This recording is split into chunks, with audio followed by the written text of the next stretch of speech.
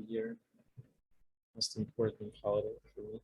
Okay, so let's just go straight to questions. And then I'm gonna give, if we run out of questions right away, then I have some updates that I'm gonna give.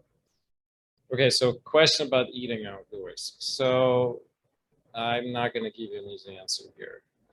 The Omicron seems to be dramatically more infectious. It definitely, people get it now outdoors. All the prior recommendations that were concerning outdoors are out of the window, pun intended. And that's quite unfortunate. So it's very unclear how to answer this question. Bottom line is, if you are high risk, you should not do this anymore at all. So you should not eat outdoors, hang out with people outdoors in any proximity. And the numbers of 6 feet are totally, forget about that. It's not really clear what safe distance truly is, given how contagious it is. So unfortunately, what remains the same is if you're in a small group of people who when you know everybody and everybody's vaccinated, I think it's probably safe to assume you can continue in-person small group contacts. Okay. Kathy, I know it's not a satisfactory answer, probably not what you wanted to hear, but I had to speak this up. And by the way, there is no actual update on CDC guidelines about this. This is me interpreting the data, so you have to take this with grain of salt. Hey, Misha, can you bring the mic closer to your mouth? Just a little closer? No, not really. Let me switch back to, the speaker may not actually be working as well. Okay, let's try this. Is this better? Yeah. Yeah, if you hear a little bit of a background noise, let me know, I can lower it. It's the wood stove. Okay, so any news on COVID severity for unvaccinated or mildness of sickness? Okay, so yes, the Omicron data that we have now from US and UK holds true in terms of mildness of symptoms. So it's about 10 times less severe compared to Delta. Which means that majority of patients, including every single one of my patients who've gotten it so far, and it's close to 3 dozen of patients right now, have not needed to go to the hospital, although I had 2 patients who came pretty close to needing to get hospitalized, and both of them really over 65, but they ended up not, they end up going to ER to try to get the antibodies, but not end up staying in the hospital. So that's one update. As you probably hear, the percent of positive tests in Maryland and DC and Virginia is upwards of 40 to 45%, which means that we're having a massive spike as we predicted before the New Year's. And by the sheer volume, the amount of hospitalizations and amount of deaths is going to surpass, or it's already surpassing what was going on this exact time of the year, a year ago. So fortunately, again, as I said, it does appear that South African data holds true in US, but it doesn't mean that you should not be vaccinated, just because we have to do everything in our power to minimize the severity. Well, let me actually then speak to the Israeli updates since I'm on this topic of vaccines. So they've just enrolled a 4th vaccine because after they did a small trial, it was such a dramatic boosting over the 3rd shot that Israel, I think as of yesterday, approved the 4th vaccine, and it's Pfizer, and they're already giving it, starting to give it to everybody as of yesterday or just a couple of days ago. So will that transpire to the US data? We have to see. We have majority of US population haven't even gotten a 3rd shot. So I think we're not going to have the data, US data out for a while. So personally, we don't have this, Michael's, that we don't have that update. And the reason for that is it takes a while, but I will tell you that out of 3 dozen of my patients, 3 already 2 weeks out having prolonged symptoms. That's at least 10% out of my sample. So I predicted this earlier, that we will have mild cases of Omicron turning into long COVID. They're not as severe so far, so all of the symptoms actually cognition related so far, not breathing related, which is good, because from Delta, we had a lot of patients having very prolonged breathing problems. I don't anticipate this is going to happen with Omicron. Okay. Regina's question is very individualized, very personal. No, I don't think so. Here's my logic. You're going to be almost as at risk currently being at home as going to the hospital. Here's why. Because in the past, when we were quote unquote isolating, it was sort of presumably safe to go to the shopping with regular masks and all of that. It's very unclear at this point as what is safe and what is unsafe. I would, if I were you, if you go to the shop, I'd wear KN95 or N95. I'm not kidding. Because the risk is that great of transmission. So in a way, if you're in a hospital in an isolated room, I don't quite see that being any different than being in a supermarket purchasing something. The reality is it's just going to be everywhere. With the 40% of positive tests, you can imagine what frequency of people walking around you who are currently already contagious is. And so I wouldn't delay this. Plus, I think by the mid-February, we're going to start seeing numbers going down. So I think you should, if you have that planned, go for it.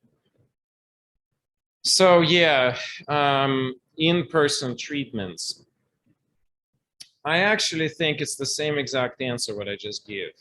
If they are important for you and you feel that they're critical for your health, definitely continue. And here's the reason. Again, we have to live life, right? So, but I would wear N95. You don't have to wear a shield because the part of the reason is the shields are critical for healthcare providers when we interact with patients because of the volume. You could wear a shield in the waiting room if you're concerned, but I think once you get to a practitioner in the room, especially if you're laying down on a table face down, for example, you know, and it's also quite impractical. The mask you can lay down and get massage with, and of course, Elizabeth will be a much better person to comment on that, and I hope she will. But if you have a shield on top of the mask, I can't quite fathom how you're gonna receive the massage or acupuncture treatment on the table. I guess it's possible, but it's very uncomfortable probably. Okay, are there better rapid tests these days? No. So the rapid tests, especially the Abbott, and there's actually a whole lot of them. We're just signed up to get some rapid tests supplied to the clinic for our own emergency use. They're pretty standard tests. I don't think they're going to get a whole lot better for a while because, you know, it takes time for them to set up the antigen test, the antibody test. So they're pretty good for when you have symptoms. They're horrible when you don't have symptoms. Their sensitivity when you don't have symptoms is something like 50-50. So it's a shot in the dark unless you do them repetitively, and then you're increasing risk of picking up positive tests. Is everybody aware if you're in DC, you just go into the library of your choosing and pick up 2 tests per day if you need to? So just putting that out there. And it's, I think you don't even have to go in your own ward. Elizabeth, or anybody correct me if I'm wrong. I think you just show up anywhere as long as you have your ID. You have to go, there's one of the libraries per ward. So there's several libraries in Ward 1, for example, but only Mount Pleasant is offering it. Oh, so you have to, you want to call the library before you go. Is that what you're saying? I recommend it. Also on the website, they have a live update of how many tests are still available at each location every day.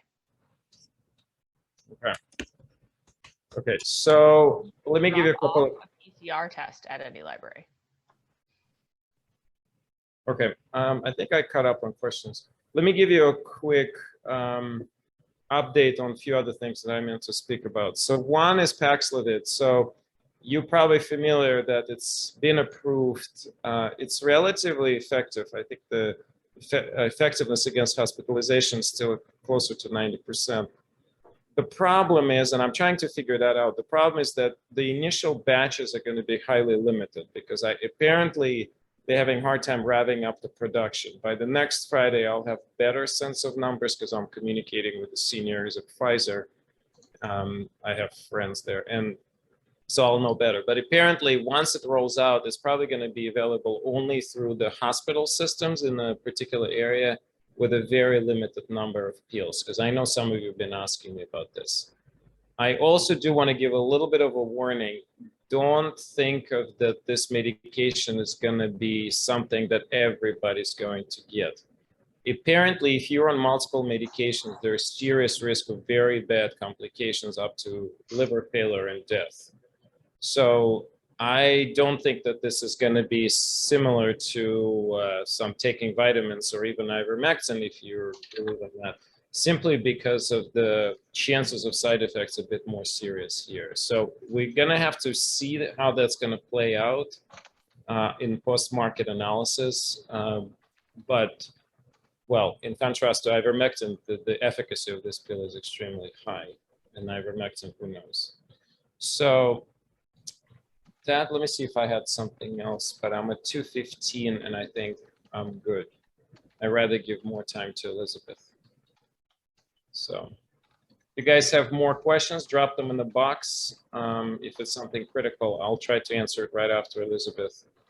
Otherwise, if it's personal, send me personal question. And it's exciting to have Elizabeth back, who was at the beginning of all of this, and now she's back. Not the last time, I hope. So without further ado, over to you, dear. All right. Oh, thank you so much to Dr. Kogan. Thank you so much to Janet. And thank you so much to all of you for having me today. So the first thing the theme of today, what we're going to talk about is resilience. And I have a slide deck that I'll load up in a moment. But I just want, listening to the questions, nothing is no risk. We all know this, that nothing is no risk. So the question is, what is important to us and how can that keep us safe? How can we do that in a way that is safe?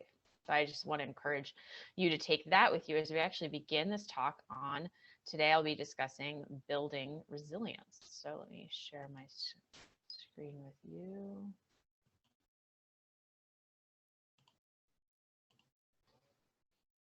Okay, and let's do a slideshow. All right, so welcome again. My name is Elizabeth Goldberg, as we've said, and I am a massage therapist. Can you all see my screen? Or Janet, can you see it or no? Janet, you're muted. Yes, all is good. Yes, I can. You can see it? Okay, great. So I'm a licensed massage therapist here in Washington, D.C., and I'm also a certified health and wellness coach. But the thing that I really come to you most here is that I'm someone going through COVID in this time. And that's where I'm hoping to connect with you today. And I'm excited to bring my knowledge about resilience, positive psychology, and the ways in which we can live our best lives during this time. And so first, I'd also like to say that you will need a pen and paper for today's exercise. So if while I'm talking, you can grab that, you'll be well off. The impact of COVID has been very real for and on each of us. And it's been really, really hard. And I want everyone to take a deep breath and remember that it's okay to feel that it is hard. Acknowledging that there are people out there who are having exceedingly harder times than us and more difficult challenges, but it doesn't mean that what we're not experiencing is not real. So take a moment and honor yourself, knowing it's really hard and it's okay to feel that way. At the same time, what is resilience? And that's what we're going to be talking about today. Resilience is the process of adapting well in the face of adversity, trauma, tragedy, threats, or significant sources of stress, such as family relationship problems, serious health problems, or workplace and financial stressors. So from an APA article, and of course the links for everything that I'm talking about today will be provided at the end. While these adverse events, much like rough river waters, are certainly painful and difficult, they don't have to determine the outcome of your life. So resilience is important. Oops, sorry. Okay, just gotta forget about that. Resilience is important because it gives people the strength needed to process and overcome hardship. And resilience is something that we build, and resilience is something that we can then continue to fill our own cup, as I'm sure you've heard that metaphor before, and take with us going forward. So resilient people tap into their strengths and support systems to overcome challenges and work through problems. And I think as far as what does it have to do with COVID-19, I think we can all extrapolate what that means. As I just said, it has been really, really hard. It has forced us to dig deep, ask ourselves what's important, and also how do we best take care of ourselves. And I think part of that is certainly the community that you've all created here. One way of doing that, tapping into a support system, into a resource, taking care of ourselves and each other. Two anecdotes to also illustrate this. One of actually the best metaphors I received about COVID was from a client of mine, massage client, who said that COVID is like an app on your phone that's running in the background, slowly sapping battery every single day. And you're not always checking it, but it's always there. And that made so much sense to me. And I think especially in the beginning, we could go further, right? Like we got all these notifications and we were checking them, we were understanding and we were up to date. And then so it's like, ignore, and then a surge happens and it comes in and takes a little more battery. And so that's in and out, and it's unpredictable. Even in our moments of essence that we try to be our most vital, our most best, there's still something taking away. So I really liked that analogy as far as understanding, like people say, oh, I'm tired all the time. Like, of course, we're going through a trauma. At the same time, what are the things how can we plug our phone back in, I guess, if we wanted to complete that circle. At the same time, and I do want to share just one more story, quick story from my own life. When preparing for this talk today, I actually thought about that very first mindfulness experience that we did. It was on Wednesday, March 18th at 11 a.m. So if we can all remember when we thought Wednesdays was a good time to do this. I remember saying how I was very anxious about leading it because in my home here in Adams, Morgan and Washington, D.C., I live between a firehouse on one side, construction was happening right in the other windows, and I live behind a Safeway and its loading dock in the other one. I'm like, how can I do this?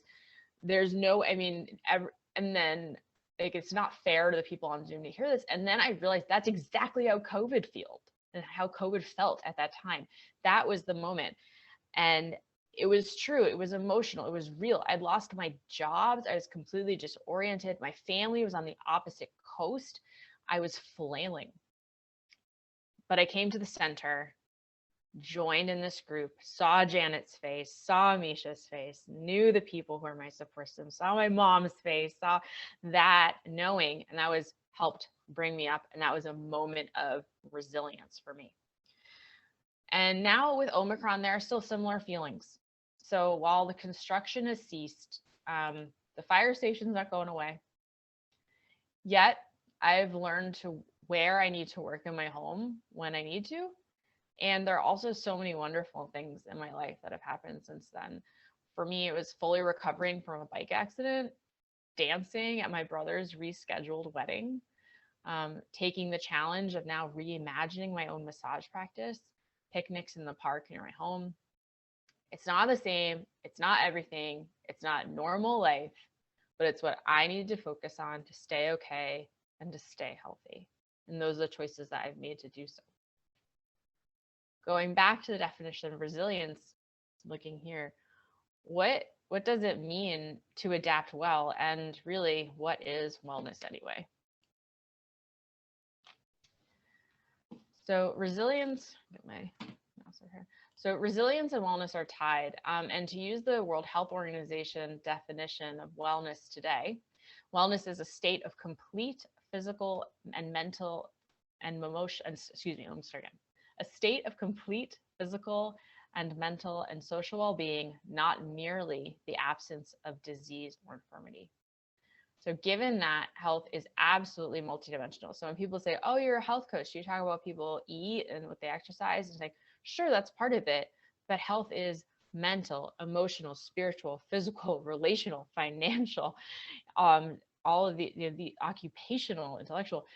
It is one integrated thing, and we cannot separate one out from the other as much as we might like to.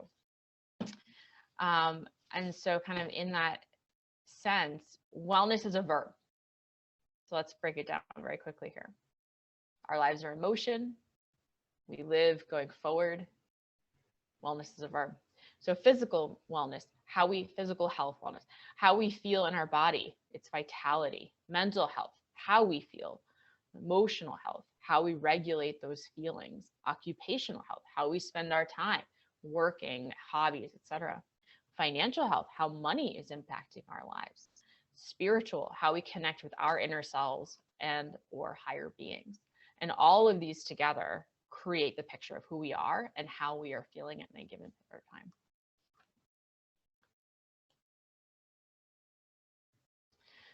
So given that, I'm going to ask us to say what's working well. So as much as we want that circle, that pie chart that was just up, to it's perfectly equal and everything's the same, every slice is the same, rarely is that actually the case as far as, you know, what's well or in our lives actually true, right? I mean, as much as we wish it were. So rising Epsom salts help all rubber duckies float. And while I might be glaring to you now, talking about resilience and moving forward and thinking positively, what can I do? That I've not mentioned resolutions today with this talk in the beginning of the year. New Year's resolutions ask us to do new things. I'm asking in this time of difficulty, what you want, what I want, what together we want to continue. What is working for you now? This, in my mind, is resilience in the face of adversity, taking what's going well and amplifying it. It's also a major tenet of positive psychology, of course, and again, a reference will be made available. So, I've done a lot of talking, and I hope that you had an opportunity to get your pen and paper ready. And I want to see if there's, yeah, Janet, I agree. And am I speaking louder now? Is this better if I hold it here? I forgot about this with a mindfulness experience and my technology, but COVID is absolutely an emotional, spiritual, and physical energy vampire. I agree. So I hope that you had a chance to get your pen and paper. And before I begin, I want you to remember to not, as we write, to not overthink it. There's no right or wrong. And also, there's no requirement to share, but I hope that at the end of this will be a bit of a flow chart exercise. I certainly hope that you will. So first, choose 2 areas of wellness in your life right now in which you feel good. So I put up the definitions here so you can reference them.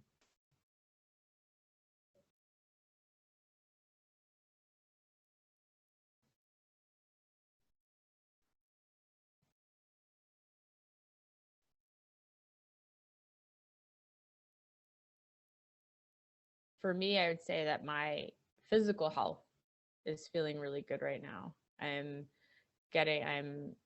noticing I have more range of motion in my arms and I'm having more flexibility, and that feels really good right now. Similarly, social, I've been talking to a lot of people on the phone and trying to be connected that way. And so I'd say if I were to choose 2 from this chart, those are the ones that I would pick.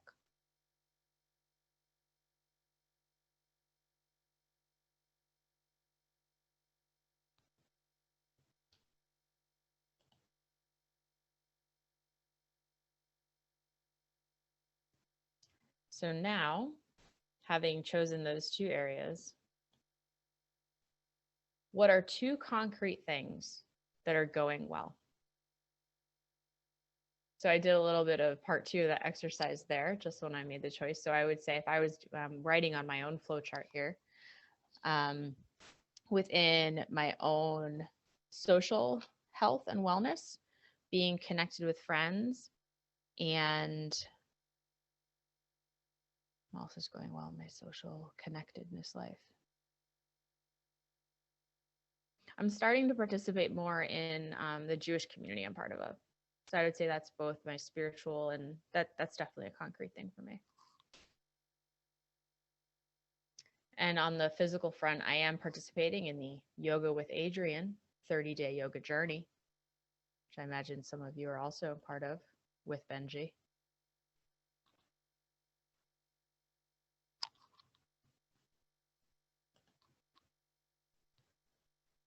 I'm going to give you about another 30, 45 seconds to think about, choose what are those concrete things in those areas that are feeling good.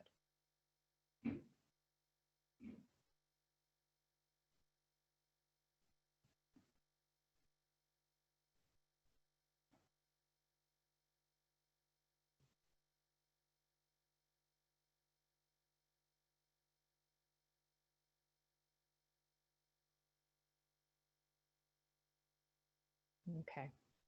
So now the third part of our flow chart, how can it be replicated or continue this year?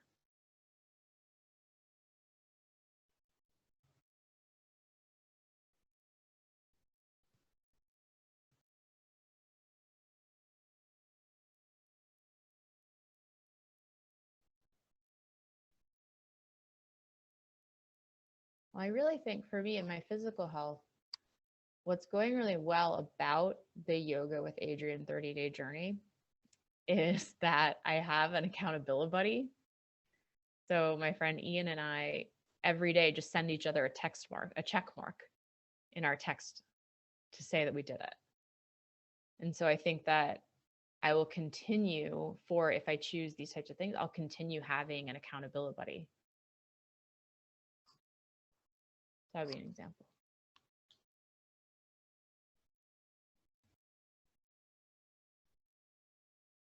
And I'm also going to get a yoga block because I think it really helps to sit a little higher when I'm sitting cross-legged. So I think I'll make sure to continue giving myself both the literal and physical support so that it helps to do that type of physical work and supply that physical health.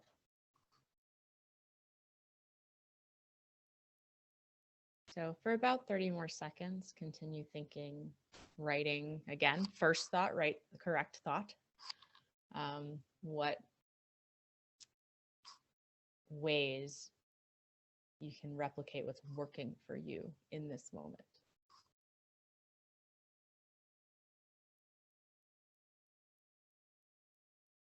Acknowledging, of course, that we're in uncertain times.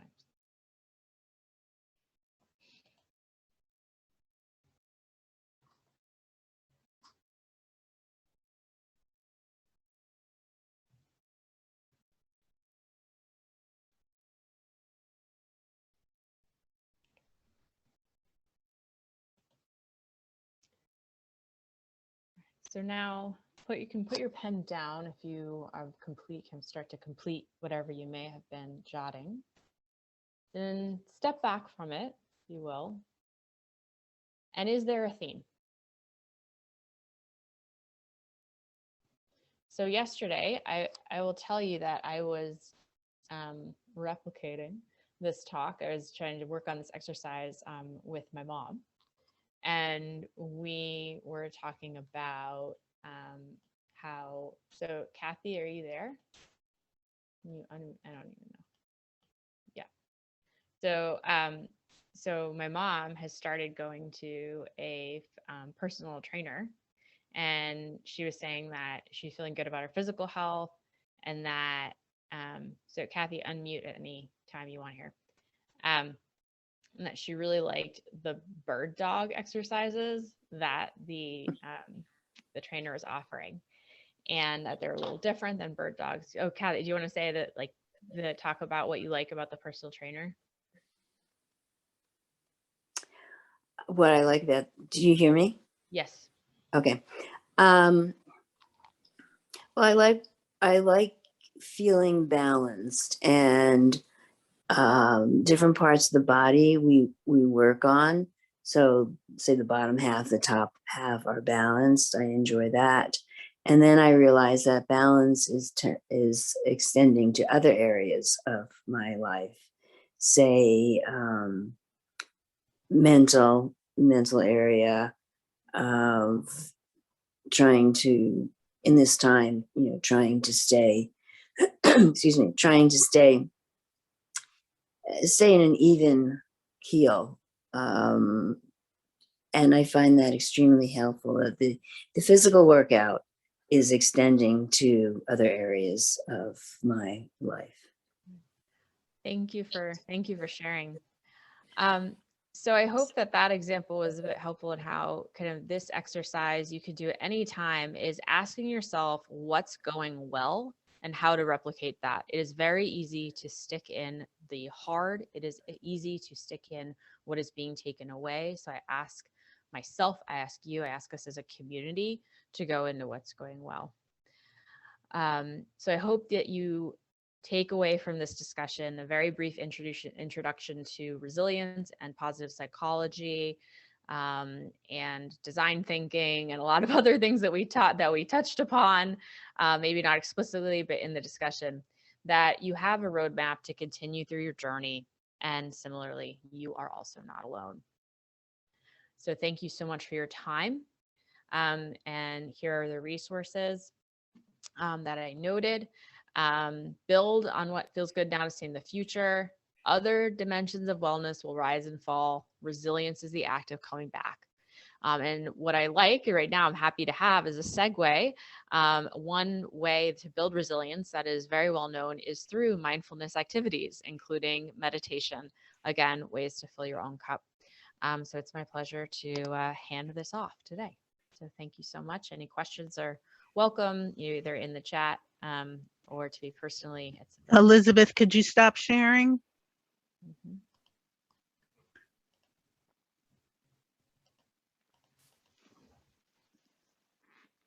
You should just kick me out. I guess I can. There you go. Okay, great.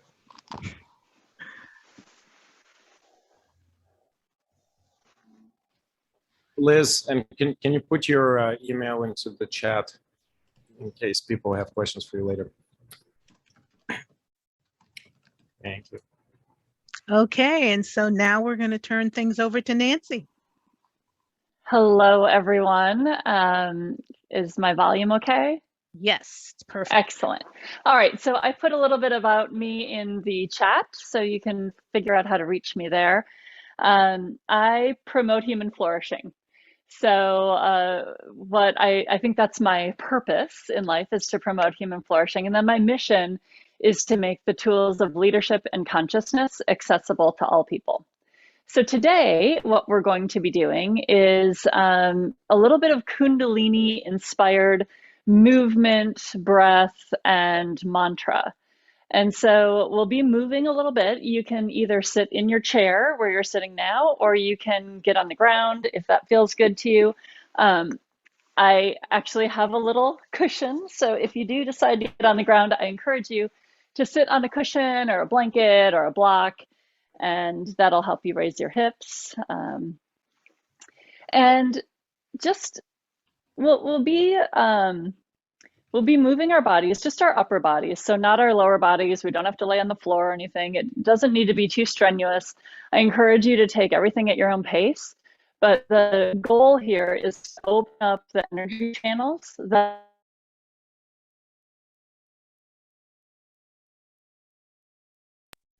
Nancy, you froze. You might want to exit and then come back in to the meeting. Oh no, perfect Zoom problem. I know. On Nancy's behalf, I'm going to recommend that we all just take a deep breath in. sit in a way that feels square. So your hip bones are connected either to the chair or the ground or wherever you are. And I know from Kundalini Yoga, you start by feeling loose, feeling open.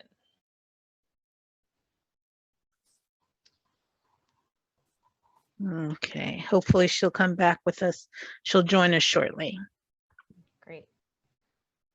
As we prepare for Nancy, just take a deep breath in through your nose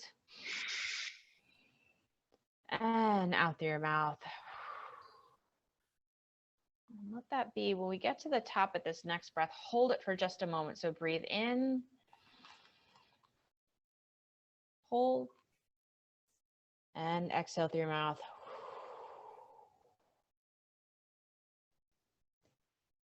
This one always feels good to me. I'd like to do it one more time. So breathe in, 1, 2, 3, breathe in. That diaphragm expands, your lungs have space. They're going all directions. Hold at the top. And out.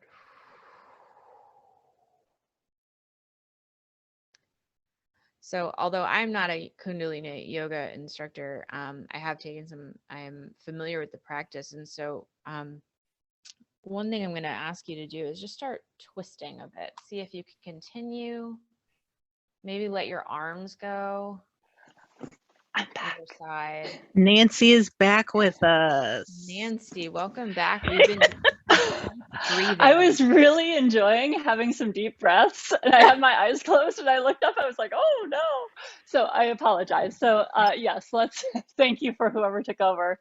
It sounds like we've been centered. So let's sit wherever you are. Enjoy those deep breaths, and we're going to start with something called a Sufi Grind. And so Sufi Grind is going around in a circle. The spine is straight. Sometimes it feels good if you're on the ground to grab onto the ankles. And as you come forward, take a breath in, and as you go backward, take a exhale. So it's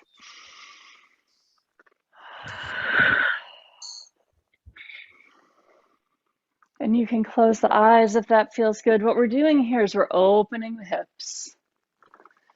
And the hips hold a lot of emotion. So whatever emotions that you might be holding on to, maybe fear, maybe dread, maybe sadness, grief, see if you can work into those hips and create an opening for some new types of emotions. Not to say that those emotions are bad, they just are. Sometimes they can overwhelm us, so it's good to create some balance. Then let's change directions, pairing the movement with the breath. So again, breathe in as you come forward, out as you go back. See if you can get lost in that movement. Kundalini is a really interesting form of yoga in that it pairs repetitive movements with breath, mantra, vibration, to move energy in an intentional way throughout the body. So that's what we'll do here today. And come to the center and just sit. You can put your hands face up on your lap. Close the eyes and feel. Just notice what you notice.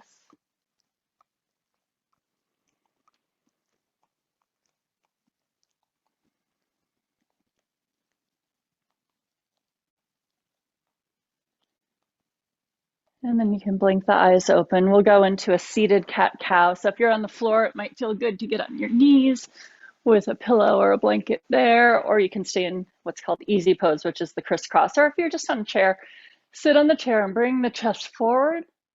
Breathe in, and then bring the shoulders forward and breathe out. So it's inhale coming forward, exhale breathing out. Inhale forward, exhale back. And you really want to articulate the spine so it's a nice arch when you're coming forward with the chest. and an arch in the other direction. So you can stay here nice and slow, or if you like, you can speed it up. Inhale forward, exhale back, inhale forward, exhale back. And we'll stay here for about a minute. At some point, you'll start to feel a little bit of fatigue in the lower back, and that's okay. You might even feel fatigue in the belly if you're really tilting the pelvis forward and back. If you start to get dizzy at all, breathing and moving so quickly, just slow it down to what's comfortable. So we're opening the spine, opening the chest. And as your chest comes forward, think about opening to love, opening to light, opening to positivity, resilience. And as you come back, just think about shrugging off all that does not serve you. Just shrug it off. Let it dump into the ground. Let it go. Good. Now take a breath in, sit up straight and hold the breath. Pull everything up and in. Imagine energy coming from you, the root all the way up through the spine, swirling up through the chest, the throat, the crown. And when you need to, just let it go. And notice what you notice here. Maybe you can feel your heart beating.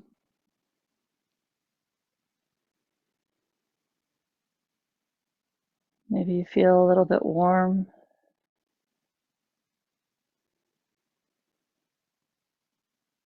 Just notice.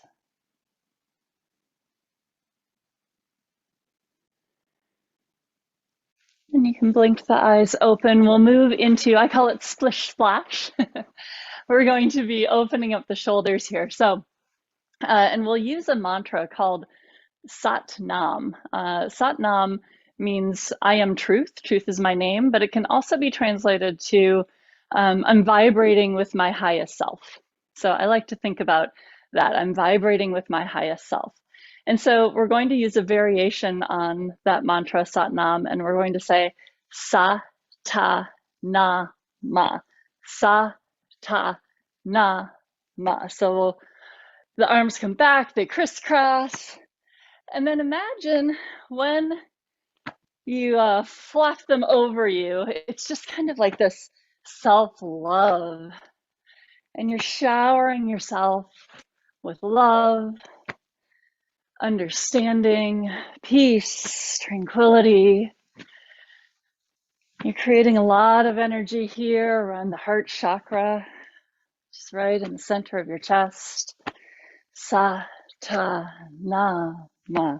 Sa ta na ma. I'm vibrating with my highest self.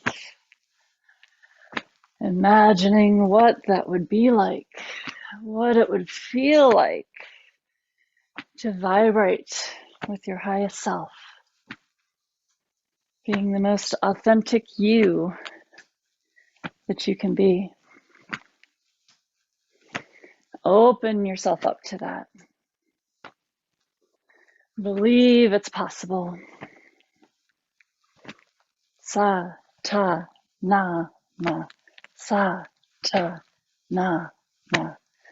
These mantras, when we repeat them, the way that our tongue touches our roof of our mouths, it's got some pressure points in there, and the vibration that's going through activates the pineal gland, the pituitary gland.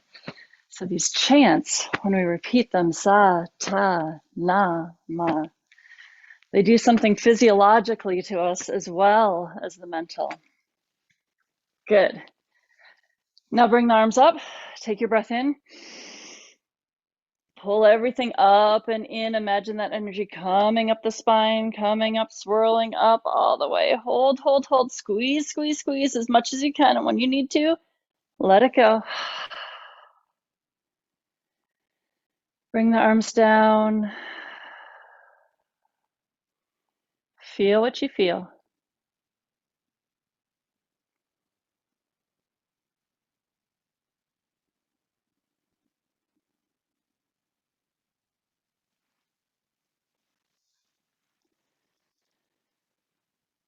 And then blink the eyes open. We'll go into something I call wood choppers. So interlace your hands in front of you.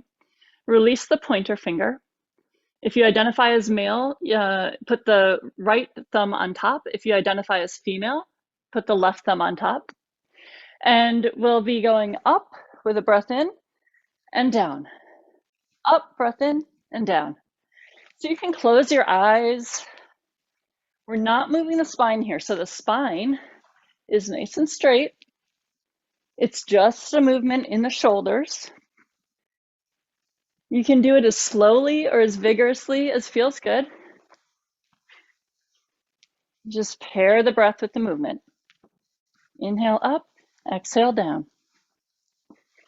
And here you can imagine yourself chopping through any barriers, any resistance, anything stopping you from becoming your highest self. What is it that you need to chop away at, to let go of, to break free of in 2022?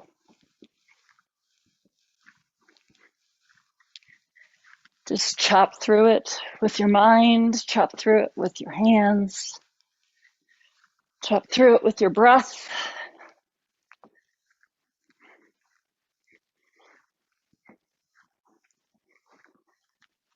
What I love about Kundalini is it's not just opening our bodies, it's opening our minds.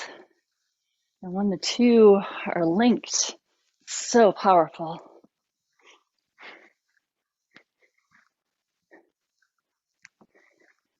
Good. Now, on the next time up, take your breath in. Point as high as you can toward the sky. Point, point, point. Squeeze, squeeze, squeeze everything up and in. Imagine that energy coming up. And then release when you need. Notice how you feel.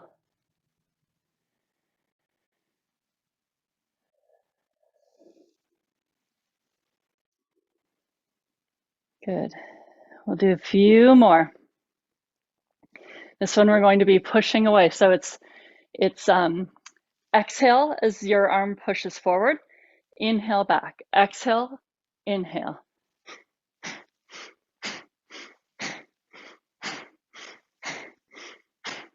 And here, I invite you to think about what you need to leave behind. What it is you've had enough of. Push it out.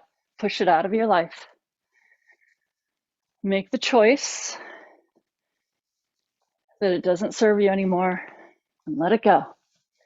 Bye-bye. Bye-bye anger, regret, fear,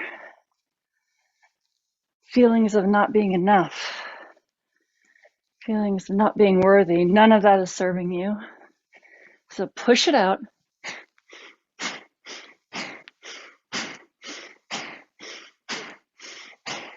Do it powerfully here. So you want to start feeling this in your arms, like, yes, I am pushing it away. I've got power, I've got strength, I'm fierce.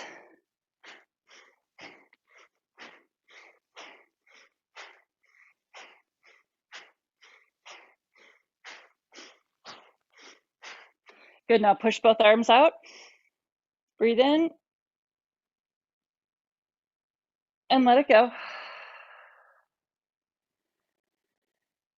Just sit here for a moment and let the body equalize.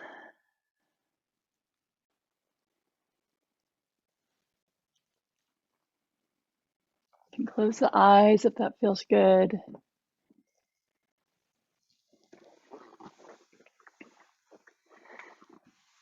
All right, let's do two more. We'll do some shoulder twists. So bring the hands to the shoulders. The arms are parallel to the ground. As you turn to the left, take your breath in. As you turn to the right, exhale. And you can go slow here. Breathe in, breathe out, inhale, exhale, or you can go faster. The most important part is to keep the spine straight. So you want to tuck the tailbone a little bit, tuck the chin a little bit so that everything's aligned. I like to close my eyes when I'm doing this. If you're standing, don't close your eyes. We don't want you to lose balance. But if you're sitting, you can close your eyes. It helps with disorientation or getting dizzy. So close your eyes, breathe in to the left, breathe out to the right. This is opening up the Shushmana. That's the energy channels on either side of the spine.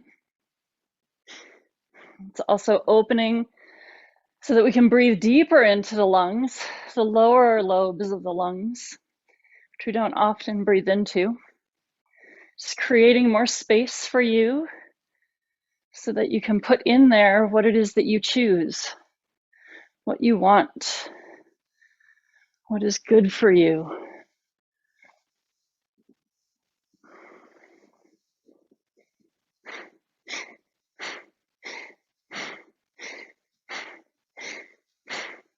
Okay, let's come to center. Take your breath in. Raise the elbows up. Squeeze, squeeze, squeeze, squeeze, squeeze. Hold it as long as you can without passing out. And then let go. And then one more movement, and then we'll do a little bit of chanting. So we're going to pull in now what we want. Breathe in as you reach out. Exhale as you pull it in. So imagine all those things that you want for yourself, all those things you want for the world. Self-love, compassion, peace, tranquility, equanimity. Just pull them in, knowing that you deserve them, knowing you're worth it, so that you can resonate with your highest self.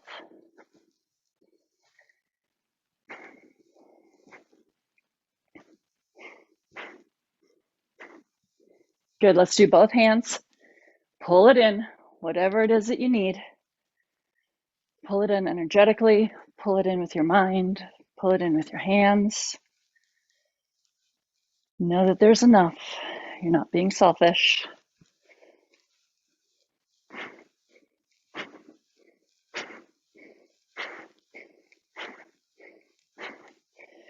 Good, now reach out and then pull it back in. Take your breath in.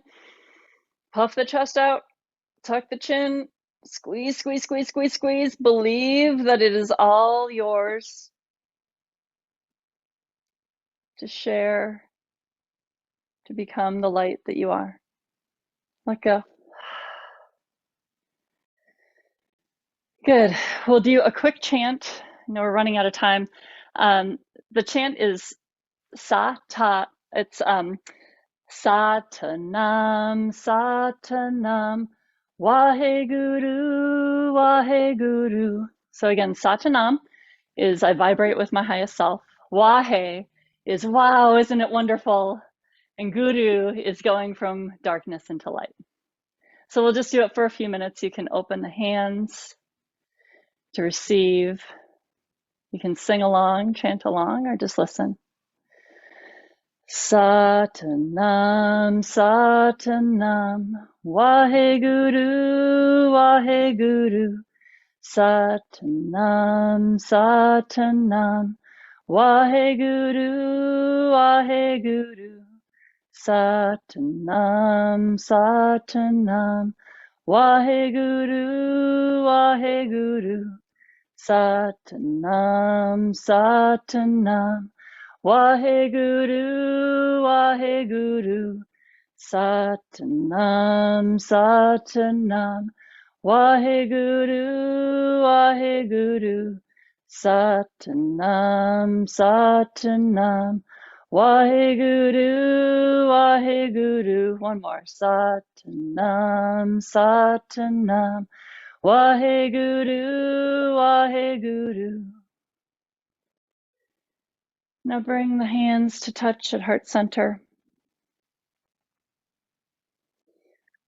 Keep the thumb and the pinky pressed together and open up the 3 middle fingers, keeping the palms pressed together. So you've got a little flower, little lotus blossom.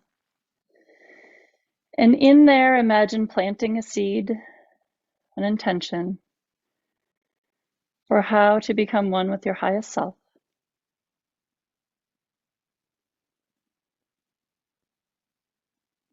have that vision or that word, whatever it is, you can close up your little lotus blossom and take a breath in. Feed it with the breath. Take another breath in. Release.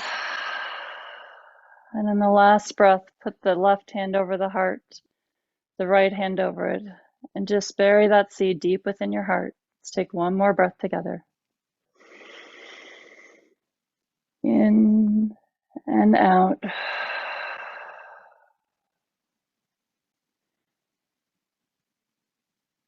You can blink the eyes open.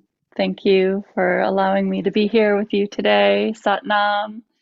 If you don't feel quite grounded, you can pound the legs, pound the body, pound the chest. Aliven and waken yourself up. Satnam, thank you so much.